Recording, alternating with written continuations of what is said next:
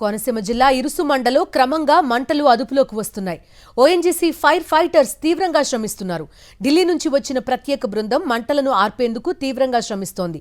Umbrella water సిస్టంలో నీటిని వెదజల్లుతూ మంటలను అదుపులోకి తీసుకొస్తున్నారు. ఇవాళ సాయంత్రం వరకు మంటలను పూర్తిగా అదుపు చేస్తామని అధికారులు చెబుతున్నారు. ఘటనా స్థలం నుంచి కిలోమీటర్ వరకు ప్రజలందరినీ అధికారులు ఖాళీ చేయించారు.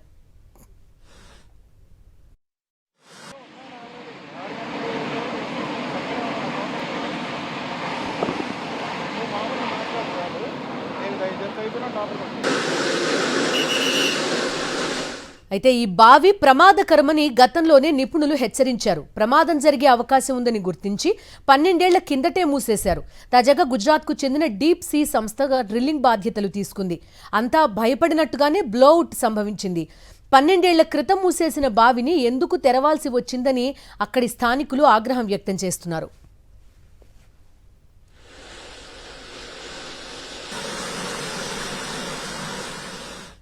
ప్రస్తుతం ఇరుసుమండ దగ్గర ఈ బ్లోఅవుట్ ని ఆర్పే ప్రయత్నాలు నెమ్మదిగా ఫలిస్తున్నట్టుగా తెలుస్తోంది. మంటలు అదుపులోకి వస్తున్నాయి. పూర్తి డీటెయిల్స్ అందిస్తారు మా కరెస్పాండెంట్ రాజు, లైవ్ లో జాయిన్ అవుతున్నారు.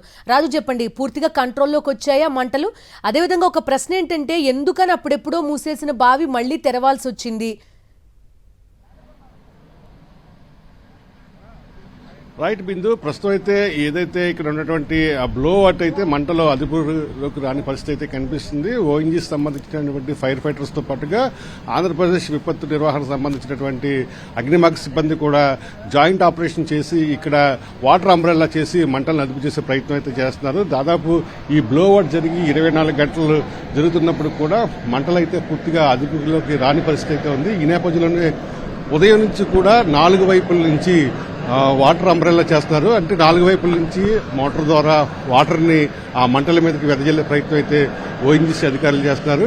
ఈ మంటల్ని అదుపు చేసేందుకు ఓఎన్జీసీకి సంబంధించినటువంటి నిపుణుల కమిటీ ఢిల్లీ నుంచి రావాల్సి ఉంది. మధ్యాహ్నం కానీ లేదంటే సాయంత్రం కానీ చేరుకుంటారని చెప్పి అధికారులు చెప్తున్నారు. మరోవైపు ఈ చుట్టుపక్కలంతా కూడా శీతలీకరణ చేసే ప్రయత్నం అయితే అధికారులు చేస్తున్నారని చెప్తున్నారు. ఎందుకంటే చుట్టూ చెట్లు మాడిపోవడం, అదేవిధంగా మంటలు బాగా వ్యాపించడంతో ఇక్కడ ఒక వేడైతే వెదజల్లుతున్న పరిస్థితి అయితే ఉంది. దీన్ని కంట్రోల్ చేయడానికి శీతలీకరణతో పాటుగా థర్మల్ కోల్ విధానాన్ని అనుసరిస్తామని చెప్తున్నారు. అయితే మనకున్నటువంటి సమాచారం చూసినట్లయితే ఈ బావిలో ఏదైతే దాదాపు 40,000 క్యూబిక్ మీటర్ల గ్యాస్ ఉందో ఆ గ్యాస్ అంతా అయిపోయే వరకు కూడా ఈ బావిని కంట్రోల్ చేయని పరిస్థితి, బ్లోఅవుట్ ని కంట్రోల్ చేయని పరిస్థితి ఉంటుందని చెప్పి కొంతమంది అధికారులు మనకు చెప్పడం జరిగింది.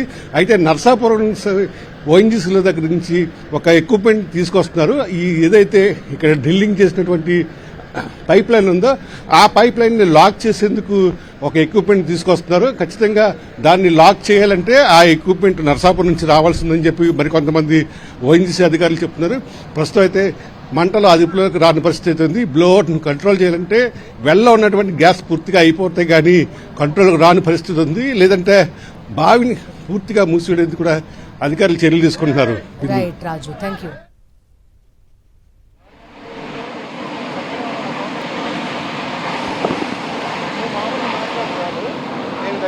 నేను